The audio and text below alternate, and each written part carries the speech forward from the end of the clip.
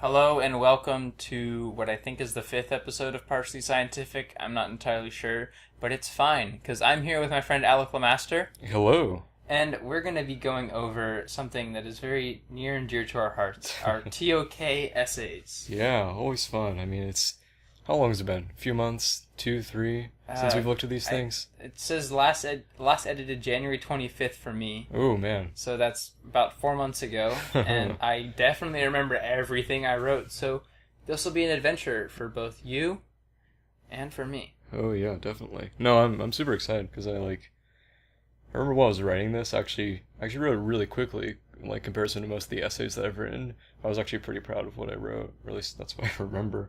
Who knows how well it's held up now, but we'll find out. So I wrote to the prompt that was pattern recognition is a defining trait of humanity. Mm-hmm. And Alec, what prompt did you write to? I wrote the one which is about where it says, given access to the same facts, how is it possible there can be disagreement between experts? So it's just sort of, well, the way I interpreted it as it was confirmation bias or just internal experiences or things that you've done throughout your life that determine how you interpret information. So that should be interesting. I cannot wait to hear what you developed and what claims you came up with. Ooh. I'm going to jump into mine. At any point, feel free to interject, ask me a question, challenge my claim, tell me I wrote something really bad, okay? All right. So I wrote, it can be argued that pattern recognition is one of the most defining traits of humanity. Every human language depends on patterns. The logic we use to guide our decisions is based off of patterns we've experienced and stored in our memory, and even our riskiest method of knowing, intuition, has its basis in patterns we recognize from the past. As pattern recognition plays a large role in the ways we acquire knowledge, so too does it play a large role in how we express our knowledge. When it comes to human sciences and the arts, does pattern recognition determine how we shape our societies, or if an art piece achieves critical acclaim? So I say humans are social creatures, from our first Paleolithic tribes to a diverse, interconnected social society numbering in the billions. But to what extent does our tendency for pattern recognition play into the development of our own societies? Group interactions. Sorry, just interjecting right here with the to what extent. It's the classic Ivy saying. Oh, I was writing that and I thought to myself, I've got to just work in to what extent as much as possible. Oh, yeah, definitely. All right. So group interactions between individuals often require more than a literal understanding of a person's words. They require an understanding of their emotions as well. This need to understand another person's emotions is made clear by research in the field of human sciences under the phenomenon of pareidolia, the tendency for a human to see a pattern where no such pattern exists. This tendency is so innate to humanity that even the simple childhood act of staring into the sky and naming the animals that you saw in the clouds serves as an example of pareidolia in action. So, quick tangent, pareidolia is the seeing a face where there isn't one. Right, so with all these different formations we see on Mars, for example. Yeah, the face on Mars is a key example. Yeah. Where it was just some shadows on a mountain and it was like, oh my gosh, it's the aliens are talking to us. And then I'm going to jump into some more examples right here. So, in one such psychology experiment that investigated the claims of pareidolia, subjects were shown a selection of images, all of which were random data, but some of that random data contained structures that appeared to be faces. When shown the images resembling faces, the subjects all showed activity in the region of the brain associated with facial recognition. This occurred 166 to 168 milliseconds after the subjects were shown the image, which shows that it was so quickly registered by a subconscious part of the brain that the person themselves did not know that they were looking at. So it was like a background process. Mm-hmm. Picked it up before the person consciously knew what they were looking at. So without really realizing it, they were seeing these faces. Yeah, they were having some sort of a reaction to it. Yeah. So even though, I think this proves that because of the fact that it is a part of the brain that happens no matter if you're trying it or not, mm-hmm. you're going to get false positives. Right. So if something that matches the pattern but doesn't actually isn't actually a result of the direct action. Mm-hmm. If it's just random, that's why you get the false positive. Right. So they've been seen with images of the Virgin Mary burnt onto toast. That makes headlines once every few years. Oh, yeah. And there was a callus on a tree in Singapore that looked like a monkey. And in the Singaporean culture, monkey is a religious symbol. Mm-hmm. So everyone flocked to look at this callus in a tree in Singapore. So I would say that false pattern recognition is a driving force behind human societies, and especially with regard to human religions and superstitions. Mm-hmm. And then this builds on to say, in other experiments, it has been shown that just about anyone can identify a genuine human emotion simply by seeing another person's eyes and eyebrows. Right. Yeah, there is that sort of saying that they have where it's like the eyes are the windows to the soul. Yeah. And that's sort of, and lots of people take that to heart and just try and always look for the eyes. This is going on a bit of a tangent, but I mean, this is what this is for. In film, a lot of what really good directors tend to realize and what they tend to apply to their actors is they always try to make it so that whatever action or whatever acting that they're doing, they always have a clear focus or a clear look at the eyes, because the eyes are always a very good telling factor. There's many great directors who barely use dialogue in their films, at least not to the extent of other films that are currently popular, where you're able to understand so much about the people just by looking at the eyes. So it's really interesting. That's in art, which is my second half of my claim. So we'll see what we'll see if that comes up again. So anyone can identify a human emotion simply by seeing another person's eyes and eyebrows, and it's vital to it. I'm thinking it's vital to early humans, where you can distinguish friend from foe super quick, to the point where like it is subconscious. You can tell if someone has malicious intent or not, and then that just helps formulate social relations from the dawn of man until today. And I mean, even now, you want to know, like, you see someone out on the street that's looking like really angry, you're probably not going to start a conversation with them compared to someone that's looking super cheerful. Oh yeah, definitely. But then along the development of humanity, like, not only did our pattern recognition grow, so did our art. From the first pieces of art discovered in the Apollo caves to the hundreds of thousands of pieces created by individuals today, all art pieces are designed to be seen by others, whether the person says it or not, because the creator of an art piece is most likely looking at it with their own eyes. Mm-hmm. So artists utilize patterns in their work to convey motion, imply life, draw connections between their art and the real world, and to make use of the audience's tendency to recognize patterns to attach meaning to the piece. But where does the viewer's tendency to seek out patterns, voluntary or involuntary, limit or expand the boundaries of what we call art? In a sense, it kind of does both. The limit of pattern recognition is really sort of displayed by abstract art, where the piece is so absent of patterns that your mind can attach meaning to. Mm-hmm.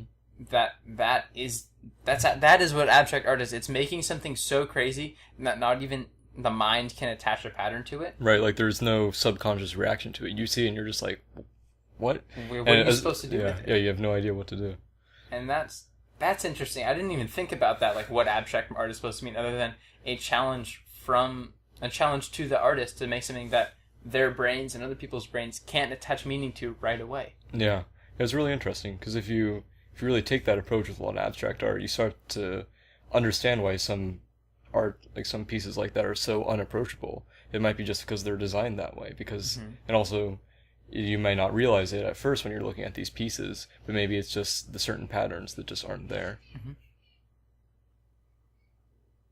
So that's my bit on abstract art, but it also expands the boundaries of sort of like realist art. I mean, any sort of art that isn't abstract, because it allows the artist to basically like do what they want, and they know that they can sort of like half-ass a piece of art, right, and get people to still draw the same pattern that they would if they had whole-assed it. And there's a really cool a really cool art piece by this one guy who uses poultry and fish in a certain shape to make a face.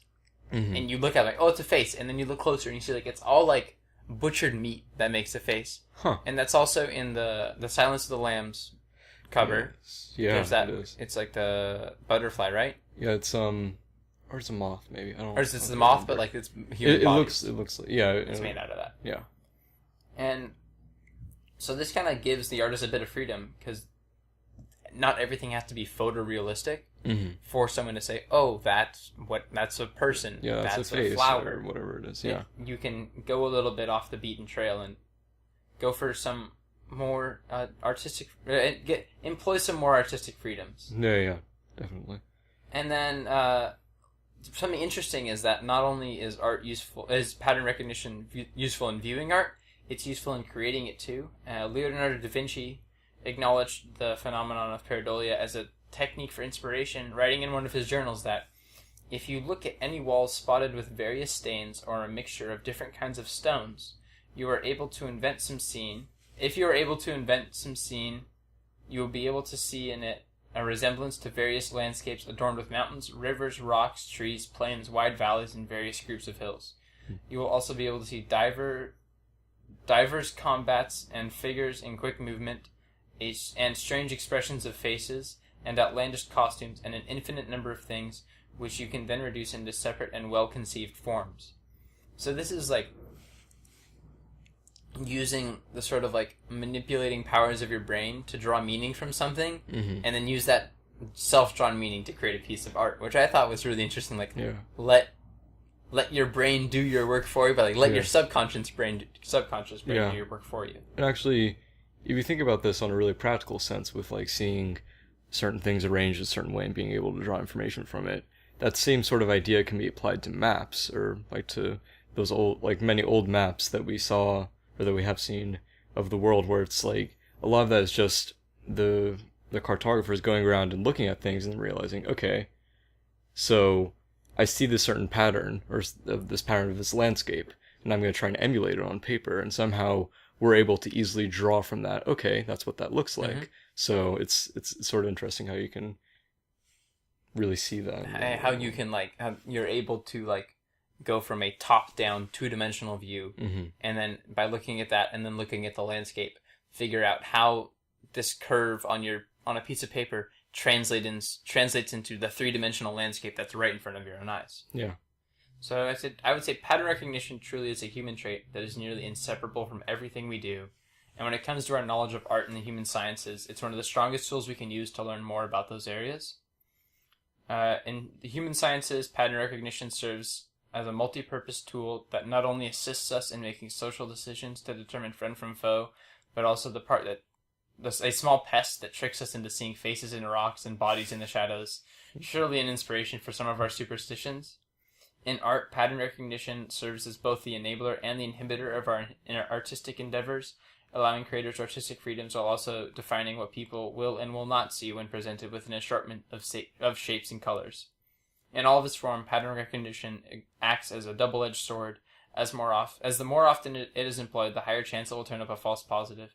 But if it were never employed, all knowledge that relies on past experiences inferred onto the future world would crumble. And that wraps up my my TOK essay on the extent of pattern recognition and its role in sciences. Nice. Yeah. All right, Declan. All right, yes, Declan. I was hanging out with Declan earlier. Declan, I messed up. Alec, give me the deets. What do you write? Alrighty. So, a lot of mine, the two main subjects I focused on in mine were towards history and towards the natural sciences, like physics and biology and those kinds of things. And yeah, I guess I'll start reading through it. So, start with, when evaluating information, there may be times when members of the same field seem to disagree on certain ideas. This disagreement creates the need for multiple experts to review information before it is perceived to be true. And this is a very common thing called peer review, which if you're involved in any kind of science, you already know what peer review is. And so yeah, and then furthermore, it is always important to elaborate on the difference between facts and opinions, as these polar opposites represent some of the fundamentals in understanding what is in fact true. So if opinions were accepted as facts and never really questioned, it's very unlikely that society would have ever advanced. And having these differences in opinion are very critical because they always contribute to and support the expansion of knowledge and the establishment of truth itself. So disagreements between experts in a discipline can actually come from people having their own perceptions of events or statements, varied experiences in education, and even a bias towards a very specific outcome. So that sort of idea goes down to confirmation bias. When you see something, you draw your own inspiration from it based off of your preconceived notions, and that's actually what a lot of my essay deals with. So, two fields that really deal greatly with the issue of truth are history and the natural sciences. Both represent multiple instances wherein the issues of truth and factuality are debated at great length, due to the necessity of the information being debated upon being accurate. This reliance on nearly factually perfect information leads to a large time difference between the gathering of observations and the actual presentation of the findings.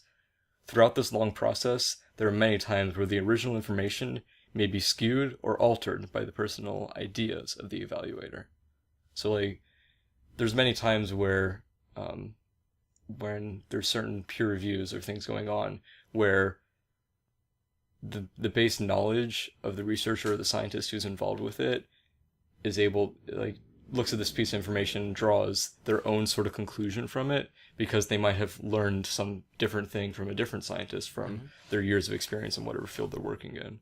And so that sort of drives forward this differing opinions. So, where do you think in the scientific method, or even in like the scientific method as it applies to history and creating a historical narrative for a textbook or whatever, where do you think there's, in that process, what's the greatest like moment or like opportunity for bias to manifest itself? Like the data collection phase, the data analysis, or the like the time when they drop their conclusion? I feel like it's probably the analysis of the data was probably the highest point. But, I mean, I guess it really just depends on what instance you're talking about, because there could be certain biases within the collection of the data itself, like, and actually is a point I get into later in this essay, but definitely in the analysis area of it, you see people look at certain pieces of data, like with the anti-vaccination thing, how some people drew correlations from the vaccination levels and autism. It just, it all went hectic from there, and how the analysis, like the data itself may actually present a certain idea, but a person can draw a completely different idea just based off of, well, I mean, that's what I think it looks like, so that must be what it is. Okay. So, yeah. Yeah, so from here I'm going to go into the more historical aspect of it, because that's always... I'm interested to hear how bias applies to history. Oh yeah, that's always fun. The winners telling the tales and everything like that. So, in history, one of the main causes of information changing over time is the unreliable nature of human memory itself, which ironically is the foundation of the study. So, as synapses in the brain are actually fired and refired when someone is attempting to recall an event, the original memory itself can be altered in some sort of insignificant way. And so, while this alteration may not be occurring at a large scale at first, there may be certain occurrences or certain things that are thought of hundreds of times, or that are very important for the one who perceived that instance, that the original truth and the original like perception that they had of that event gets changed significantly. So like, think of it as if you had a file or something on a computer, and it was set up in a certain way so that whenever you opened it, you lost a little bit of that file. Like maybe it's a text, like a piece of text, and you lose like a word every single time you open it. Think of memories in that way. So that every time... I don't think it's not even necessarily losing a word. It might be like swapping out a word. Oh yeah, that's another. Or like adding words on. It can get changed in every which way, right? Yeah. Well, I mean, that was just being hypothetical. But yeah, no, it is very much like that, where you can just change out words. Entire sentences or paragraphs can be removed, or the entirely new ones can be put in. It's all very tumultuous. It's always changing based off of how much you're thinking about this event. All right. So, yeah. And so the thoughts and perceptions of events, like even if it's a very defined event, can largely vary from person to person, because their past experiences or their preconceived notions may also influence their thought processes and their memories themselves. So with all this differentiation, there is an increased possibility of opinions forming and being vastly different from each other.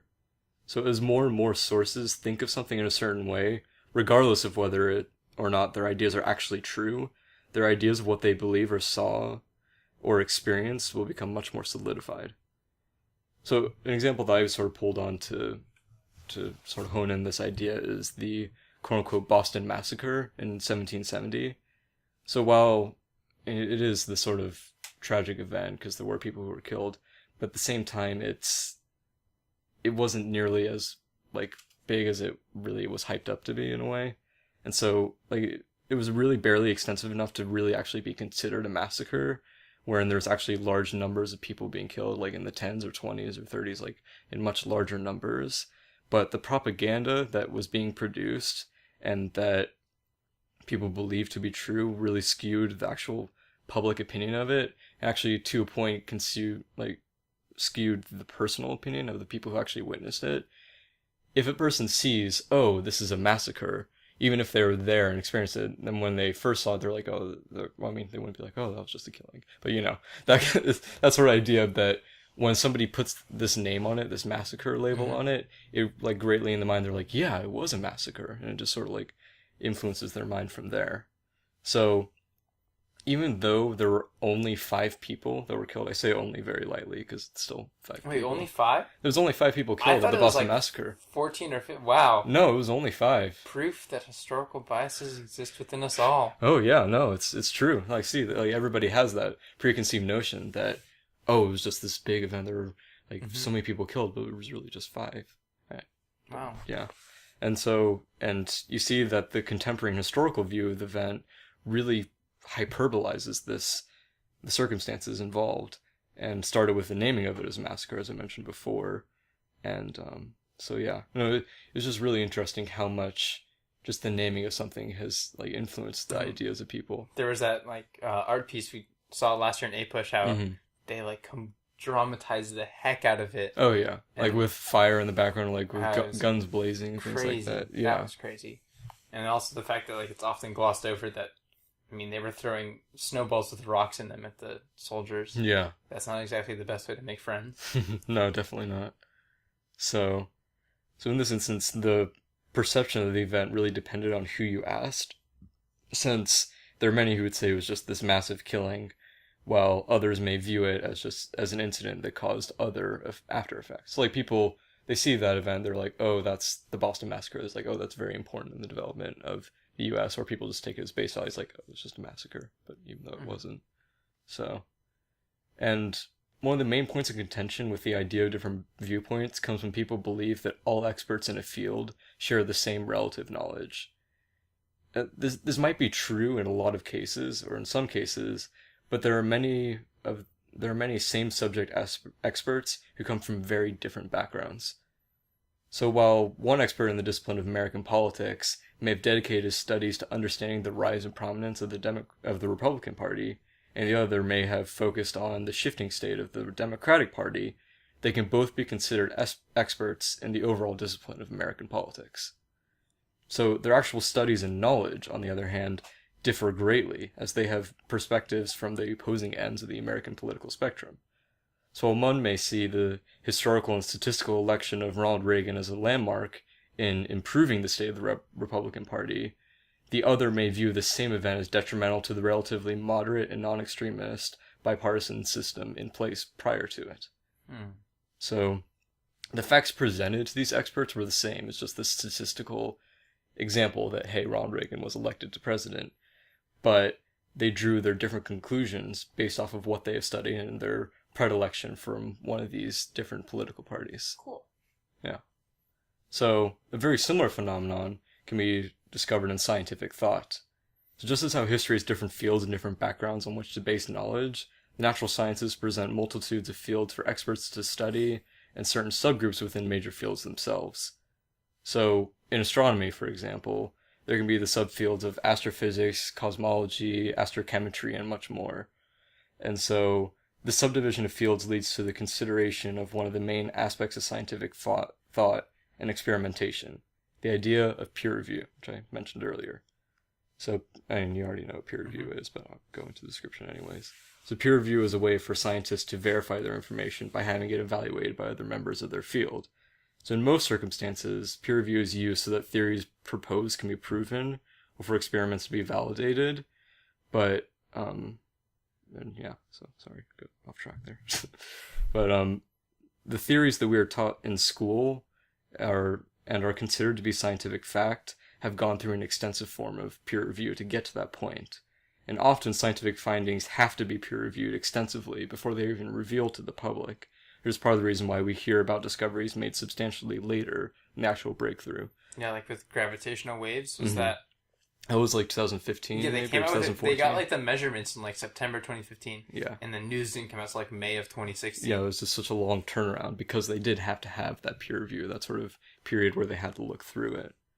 So, even though there does have this peer review stuff does exist, there's also the idea that you brought up earlier with somebody falsifying or having their own opinions based off of the collection of the data itself, not just the analysis, which is where the peer review comes in, but with the actual collection of the data. And so these kinds of people sort of forego this peer review process altogether because they believe that their own opinions are the only ones that are actually true. So there's a specific instance of this that that Jared actually brought up to us, which was actually made famous in Stephen Jay Gould's work, The Mismeasure of Man, which is about the sort of fallacy-filled work that is craniometry, which is the measurement of the human cranium. So it's like, yeah. So there's a bit more of a description is that until sometime in the 20th century, scientists had attempted to prove that white males were the most intelligent humans because of the size of their craniums in comparison with other races or other genders. So, yeah, that was fun. I mean, if you just extrapolate from that knowledge, why aren't whales building space shuttles? That's my rebuttal to that. Is just like, I mean, there's so many more animals that have way bigger craniums than we do, and like, they're not doing anything. Yeah. So in this field of study, there are many scientists who would actually pick and choose those skulls that they wanted to have in their studies, and they would always try and find males with larger skulls. And they always wanted to remove any female skulls or any other skulls from like other races that were either the same size as the male skulls or even smaller than the male or larger than the male skulls, because that would sort of go against their data. So from this analysis, they drew their own conclusion from it, just purely because they thought that they were right when starting. Like, they didn't even give like a second thought to consider, oh, I don't even need that like other one because it doesn't fit my opinions at all. So you see how this just becomes fallacy filled and just like a big shit fest. So yeah. So a large part of the problem is that they really just base their study off of this preconception, and it really prevented them from like thinking about anything else.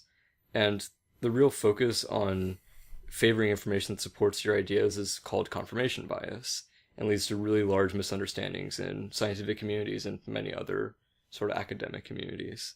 It also makes it so that nearly anyone can say they have done studies to prove their point, even if they haven't actually gotten scientifically accurate information. So, with all this being considered, it's really easy to see how experts can disagree in the same fields of science. So while the aforementioned craniologists would believe in their skull measurements, other scientists within the study of human knowledge may believe that there is in fact no correlation between physical brain size and intelligence, which is true. And once again, we see this instance where members of the same field have their different conclusions. And in this very specific case, there was a difference in the data itself, but much of the ideas of the aforementioned historical example stand here, where the people had their pre-existing ideas and they sort of applied it throughout. So if someone is only taught or only understands a certain part of a field of study in science, the possibility they don't come up with the same conclusion as another different like separately educated scientist is has a very high likelihood. And so this is part of why peer review exists.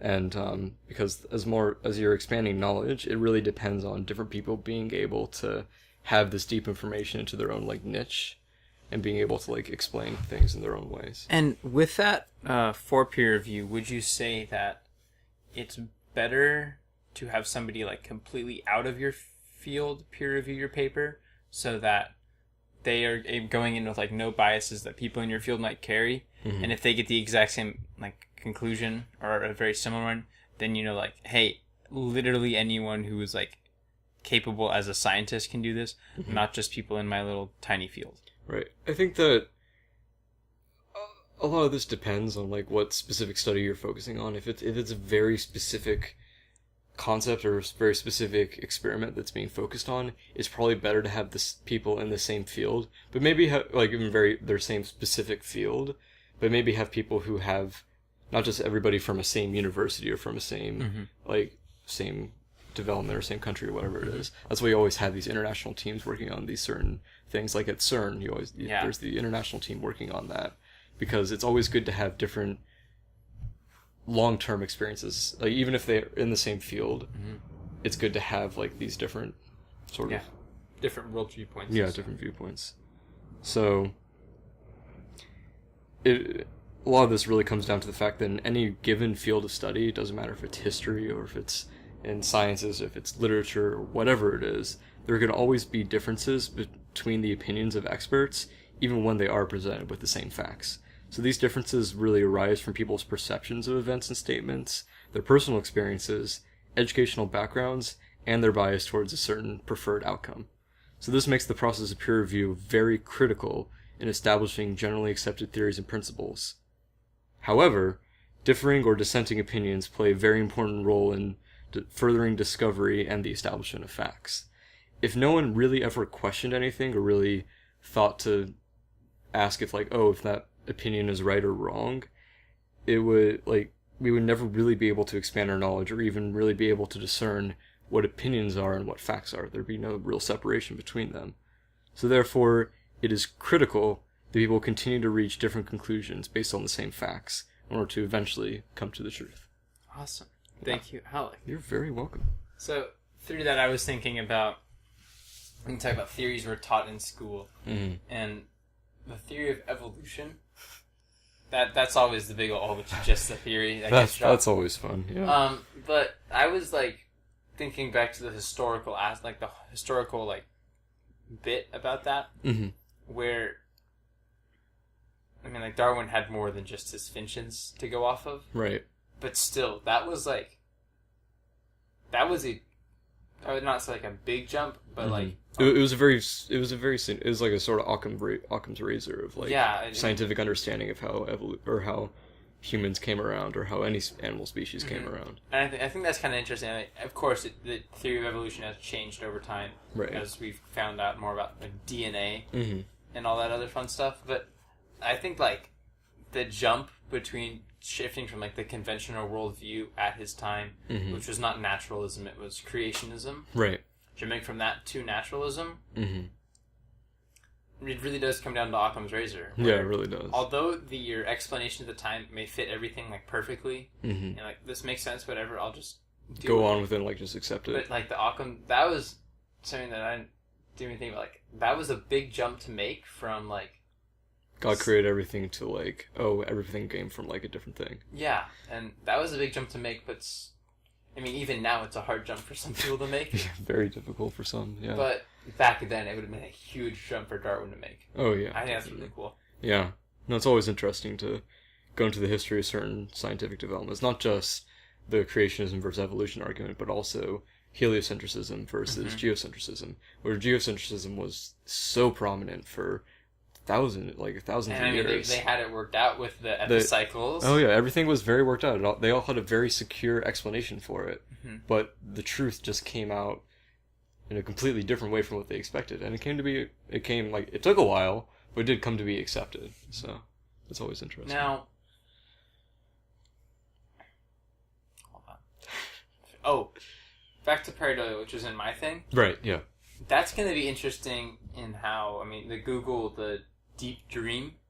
Yeah, how Deep Dream. How that kind of does it already. Yeah, it's already starting to create that. I don't know if you've kept up with the information that's Not coming out of recently, Google recently. But I've seen everyone's seen the photos where it has the muffins turned into the dogs. Those ones. No, it's really cool because there's, along with the Deep Dream AI technology from Google, it might actually be the same AI, but or it could be a different AI, I'm not entirely sure. But one of the pieces of artificial intelligence that Google has in-house is actually working to create other smaller pieces of AI to work different. No. I know what you're thinking. Oh no. I know what you're thinking. You might be thinking, oh god, that's very terrifying. But it still is being controlled by by people not involved with it. Maybe that's what they want us to I know that might be what they want us to Maybe there's think. a rogue AI making more and more AIs, and Google's just trying to keep them under wraps. It could be. You never know. I mean, the Google, what was it? The Google Singularity might come to existence, but Alex Jones warned us. oh, he always warned us. But no, yeah, it's interesting how, and a lot of what this is happening with this Google AI creating other AI, like smaller AI, is using that pattern recognition in order to create these other things. Because once it understands how a certain thing works, it's able to offload that into this other sort of separate entity. Ooh. And that entity becomes like the sort of expert in that field. At least that's what I thought it said. I don't know. It's been a bit since I read that. That would be interesting as to whether or not... I mean, granted, it's probably more efficient. Yeah. Than having one AI manage everything. Mm-hmm. But would it be more innovative? It's hard to say. I mean, that first AI that discovers a solution, right, will then just create an AI that just I mean, this is my guess of how it's working, but create an AI that just repeats that solution over and over again. Right. When that may not be the fastest way to get it done. Mm-hmm. Right.